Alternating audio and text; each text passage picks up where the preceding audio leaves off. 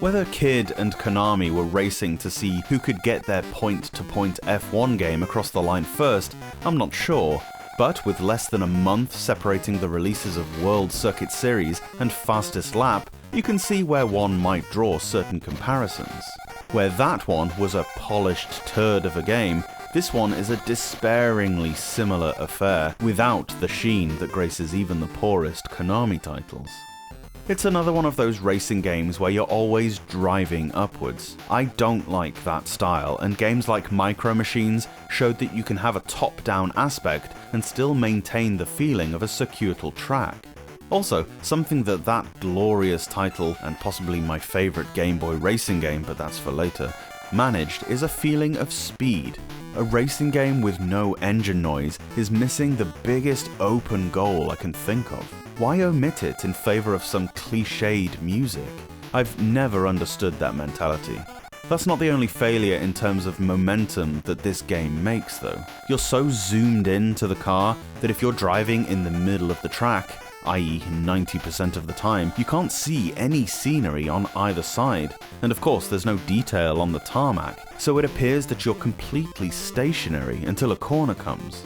Of course, all the cars, including yours, quickly attain their top speed and hold it, meaning there's not even jostling for position. It's like you're all stuck in situ for the entire straight.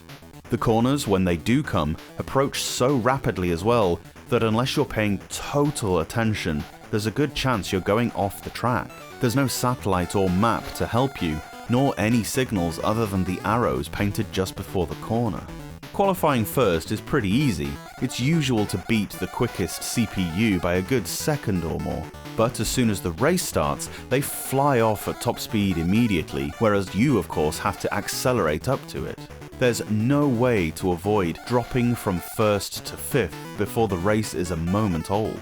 Once the front 2 or 3 cars shoot off, you're never seeing them again. Race a flawless race, it doesn't matter, they'll keep the podium warm for you.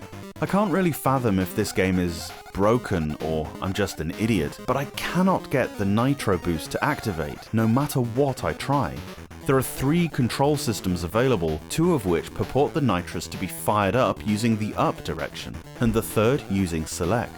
I've tried all combinations of buttons, at full speed, at half speed, while braking, while turning, while going straight, and nothing I do makes the car go any faster. It's clearly on the control menu, and the tuning screen blatantly says in black and green, Nitro. I've tried the US version and the Japanese version. I've tried it on my SP, my DMG, an emulator. Nothing works. I even tried taking a pit stop to see if that gives you one. Nope, just slows you down. That's another thing. Why was the pit lane even programmed in? You never need it. The opponents never take a pit stop, and your car's performance never deteriorates, so why put it in there? That's a surefire way of coming last. In the realm of what's the point in this isms, why are all the different tunings put in? Supposedly, choosing a certain engine to steering ratio affects your car's handling and top speed, but honestly, the one that gives you the fastest top speed handles exactly the same as all the other ones. Why would you choose a lower top speed, when even with the max one you never have to brake at any point? This is a hideous car crash of a game, really. It barely even qualifies as a game because even on the easiest setting, it's unwinnable. That's not to say the challenge is too high, it's that the game isn't programmed in such a way that makes it beatable. There are 2 explanations as to what's going on here, and I'm not sure which I favour. Firstly, the game is merely a collection of placeholders that was rushed out without any real programming being completed. Secondly, I'm a dumbass who doesn't understand the game. I've played thousands of games in my time without hyperbole, and I've given this one a good couple of hours.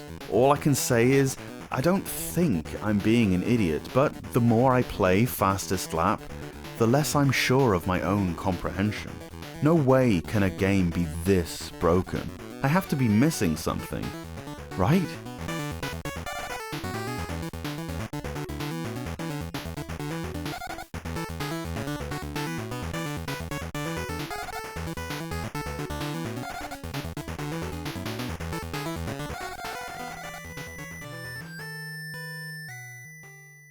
Thanks so much for watching this video. Let me know your thoughts on the game down below, and if you can spare a second, give the review a quick thumbs up, it really helps out. Subscribe to the Portable Power Podcast for a new Game Boy review every day from Monday to Friday. Or alternately, new episodes of the podcast drop every Saturday and Sunday on whichever platform you get your pods. See you later on.